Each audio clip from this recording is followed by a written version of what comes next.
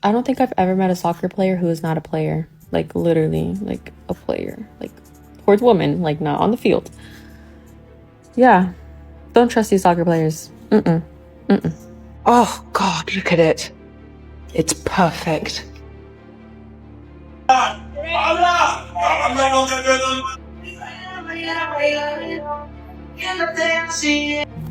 getting kicked out of my apartment because Secret Admirer put a fraudulent charge on the rent. So now I have to figure out how to do this, and I just been talking to the apartment owner, trying to figure out what we can do. I've never touched this card before, and he's making me feel like I'm an evil person.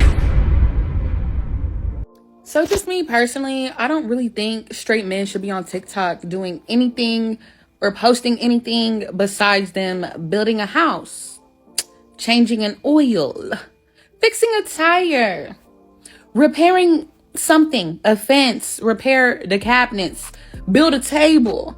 But you on here modeling the Fashion Nova jeans, doing OOTDs and doing 360s.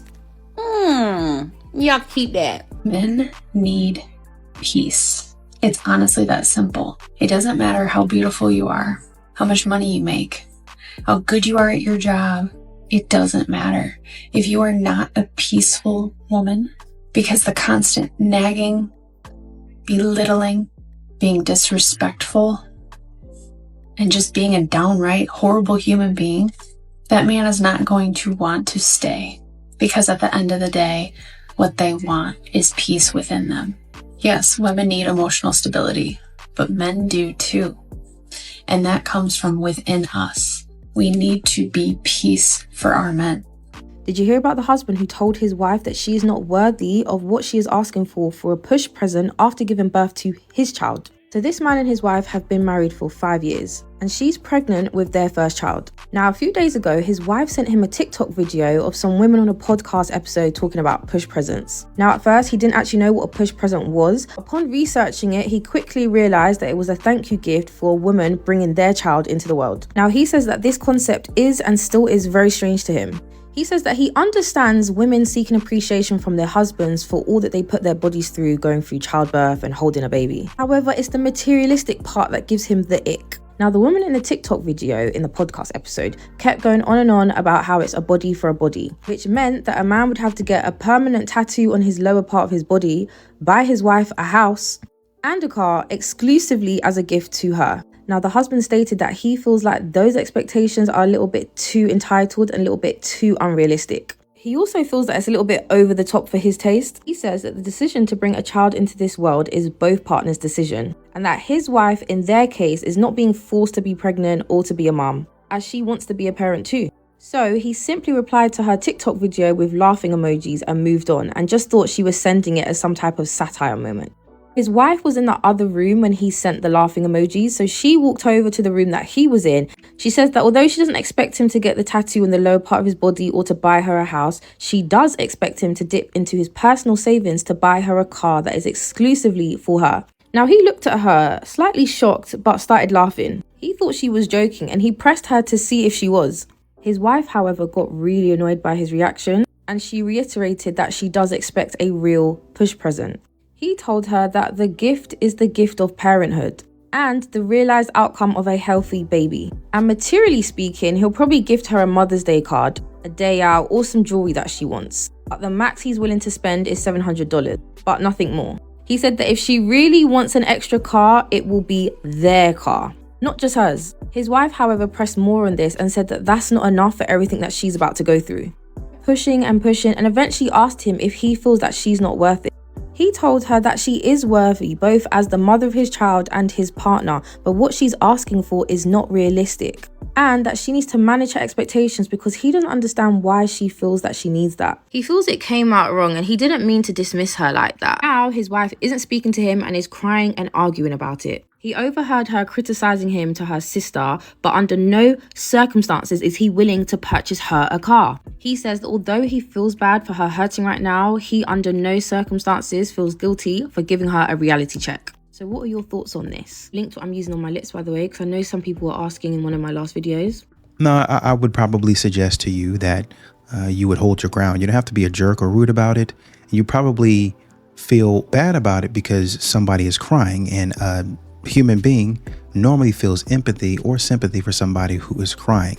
And that's what she's trying to do, manipulate you. She's already gone and told her sister, trying to get her sister on her side to gang up on you and make you feel even worse. You've got a problem on your hand, to be quite honest with you. And this is why men continue to stay single. This is why men continue to not get married. They continue to walk away from relationships. It's because modern women get out here acting a plum full and expect a man to baby, enable, and nourish this type of behavior. You need to go sit down somewhere. Okay, so I have a question, and this is primarily to the guys, but the women can answer too. However, guys, just say you're trying to pursue a woman, right? And y'all been texting, talking on the phone for about a week, let's say a week. And you say, okay, let's go to the movies. And the woman responds back to you and says, okay, we could go to the movies, but it's not a date. Would you get offended by that? Like, would you start moving differently or start moving away from that woman because she said that statement? Like, I'm curious, like, just let me know. Like, or would you just brush it off and be like, girl, be ready by April. Like, what? I'm outside. Like, get in the car. Let's go. Like, you know, just let me know. I'm curious. I'm just wondering. I need to find out where men get the entitlement and the confidence from, because I need that. So on multiple occasions, I've had men tell me, hey, like, I want to take you out. And of course I give them my availability and they're like, okay, yeah, like, bet, like, I'll plan it out. Don't worry. I got you. The day of comes, and because I didn't hear anything from them, I make my own plans. I got stuff to do. And even if I don't, I do. I got stuff to do. I do my own thing. I don't even reach out to confirm. I just let them be. And then they come back the next day going, oh, like, where'd you go? Like, I thought we were going to hang out. And it's like, I didn't receive anything from you. I didn't know when, where, what time, or how. So no, okay, I don't owe you anything. Matter of fact, you are lucky. You're so lucky that I'm even responding to you right now. And then they get all offended and they're like, oh, like, this is why, like, you know, you're single. And I'm like, no, you're single at 30 plus because you're not taking initiative. Trust me, I got me.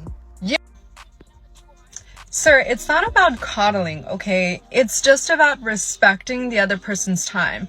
So I'll give you an example. I have a 9 to 5. I have multiple side hustles. On top of that, I have friends, and also I have family. Wow, crazy, right? So I'm not just going to clear off an entire day for a man who's not going to commit to a certain time or a certain place. It doesn't work that way. Maybe, hear me out, crazy. Maybe back in the day when you were young, that was fine because no one had anything to do. Like, they weren't busy hustling. But guess what? Now we do. It's a brand new concept.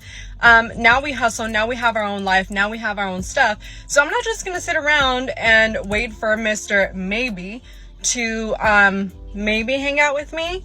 Like, give me a time, give me a place. That way I know exactly what block to take away from my calendar to devote to you. And women have to be honest with their mate and the world and their self that up a little bit. So work with me, bro. But some men don't like that though. Some men be like, I'm about to go. You crazy. You mentally unstable.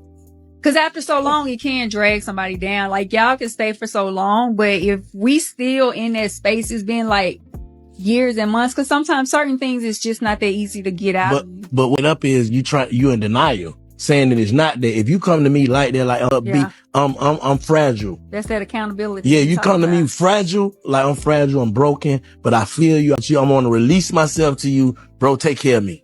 If we straight up saying this what it is, I know you count up. Let's work on each other. Let's chip away at each other. That's different. Yeah. But you trying to act like I'm good. That ain't gonna never work. Right. Facts.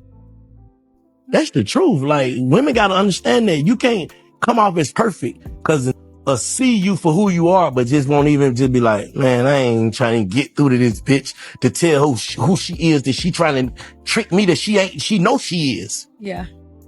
Am I tripping? No, you ain't tripping. Like, you know that I see you, but you embarrassed that I see you. Yeah. You don't even want to let your guard down enough. So how do I supposed to believe you love me the way you saying you do? Right. What is wrong with you running around? I'm wifey material. No, you're not. Says who? If you could be a wife, you'd be a wife. I'm single by choice. No, you're not. You're single because you don't have a choice. I got options. No, you don't. You got a bunch that'll take you to Pound Town. That's about it. Ain't nobody looked at you and said, you know what? I'll take care of you. I'll be your husband. I'll protect and provide for you and only you. Ain't nobody said that to you. Never. Not once. You know why? Because you're not wifey material. If you could be one, you'd be one. You're 35, 30 plus, talking about, I'm a good wife. How did you know? You're in charge of who smashes. Men are in charge of who's going to be married at the end of the day. But you've never been topic of discussion, never been considered. You're a bum. All of that sucks. Your aura stinks. What you talking about? Dummy.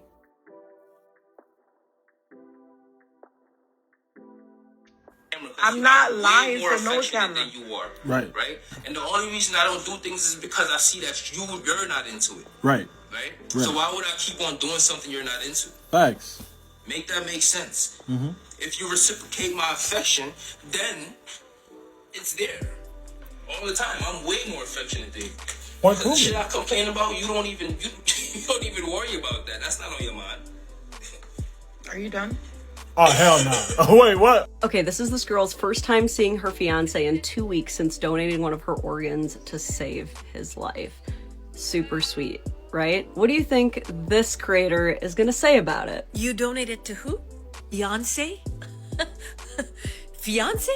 I'm not hearing husband. Her caption reads, "Yeah, I own you now." And I'm so glad I saw this on the 5-year anniversary of my mom donating her kidney to save my sister's life, because I have a lot to say. So you would rather this man continue suffering, putting off a life-saving transplant with a willing living donor, something that most people in this situation literally die waiting for, so that she can, let me check my notes, have a really expensive party first? You've obviously never experienced dialysis, so let me explain to you how my sister was living before my mom donated her kidney to her. Most individuals in renal failure have to receive regular dialysis treatment, and to start this treatment, a surgeon needs to put a port in your body, and they do that by slicing open either your neck or groin in order to insert an intravenous catheter. Then you have to visit a treatment center about 3 times a week, attaching yourself to a machine for about 4 hours each visit. It's uncomfortable, it's ugly, it's expensive, and it is not a high quality of life. And you think it's better that he keeps doing that so that they can have a wedding. You understand he wouldn't even be able to travel for a honeymoon, right? But you know what? I'm happy for you. I am happy that you have clearly never had to experience watching someone you love suffer and fade away slowly, having to live an absolutely perfect lifestyle to even try to get on a transplant list, a list that many spend years and years waiting on. People who donate their organs are heroes because they know that the person they're donating to doesn't owe them anything, and anyone considering donating is warned about this. If you feel like you deserve unilateral control over someone's life because you donated an organ to them, don't donate your organs. It's very simple. No one's making you do it. But it's very weird that you are shaming someone who literally saved someone's life because she's not traditional enough. Isn't that supporting the patriarchy? Leave her alone. She's a hero. You're some lady being a brat on TikTok. You are not the same. Modern women are always going to make it their duty to talk stupid. I mean, the man, y'all want men to pay for Beamers, $150,000 for a Beamer, for a Mercedes, for anything. It doesn't matter. Y'all want men to sow into y'all and invest in y'all. But God forbid a man say, hey, listen, I'm dying. You know, I've been trying to do all that I can. Can you help me out?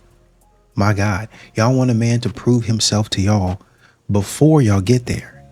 And then when a man says, okay, I've proven my love, I've given you the ring that lets you know I'm committed, but my body's failing me. Can you help me out? Oh, why would you do that for him? Stupid. And y'all wonder why y'all don't get married. Y'all wonder why men avoid y'all. Y'all wonder why men ignore y'all. It's because you have a silly, terrible attitude. Thank you, Lauren, for sitting up here and setting this woman and her silly thoughts straight. Saying the word Miami is such a trigger word to men. Me personally, I love the ingenuine TikTok videos like we all don't know what happens in Miami. Miami's the rich man's playground. But in her comment section, you got a bunch of women saying, oh, men are so insecure. Men just don't have enough confidence. Sweetheart, you don't even have enough confidence to see your man under another woman's likes on Instagram. You get to throwing up on that, but then you want to go to the rich man's playground and sit up there, go on another man's boat and or be in another man's section, throwing it and doing your thing, but thinking he's supposed to be okay with that, but you aren't okay with him being in another woman's likes on Instagram. Unattractive men are so greedy. They get one beautiful woman in their lives, and all of a sudden they want all of them. To give an ugly man a chance is giving a person with a mindset of poverty a lot. How's everybody day going today, y'all? I'm tired of lying to people. Everybody be like, why are you single? Why are you single? Why you don't got no man? Cause I ain't gonna lie. I am not. I won't ever. I don't know what to tell you. Blame all my. I'm sorry. Fuck. Lizzo sat up here and told y'all to just be fat. To be happy being fat. And then she went and lost some weight. But when people like Ashley Dalton says, hey, take pride in your appearance. Be mindful of the way you look. Be mindful of the way you carry yourself. She's every name you could think of under the sun. Why is that? Why is it when someone is telling you to be unhealthy, when someone is telling you to do something that you likely don't really want to do, but because you're too lazy to actually put the discipline and the consistency into losing the weight, right? But yet you applaud her. Lizzo's proud of herself, but then she went and took them pounds off. The problem with people is that you don't want to do what you need to do to be where you want to be. Because doing what you need to do to be where you want to be is harder than just staying stagnant. And it's just that simple. Y'all lack discipline. Y'all lack consistency. Y'all lack drive. Y'all have goals but are not goal oriented. And so you don't accomplish anything that you set out for, anything that you would like, because you are unwilling to put the work in. And it shows. So many of you are looking for a scapegoat. And this is not just about weight or your appearance. This is with everything. You want to make more money. You want to go back to school. You want to live somewhere. You want to do things. But you will make every single excuse as to why you can't, as to why you won't. Because the excuse is easier. And then you're miserable. Keep listening to these people that's playing in your face, baby. Keep doing it. You will get absolutely nowhere in life. Stay safe. Are y'all even a trio if you don't got the Napoleon ice cream baddies? Blonde, black, and the what? Strawberry? Yes. Come with me to Vivo's opening night.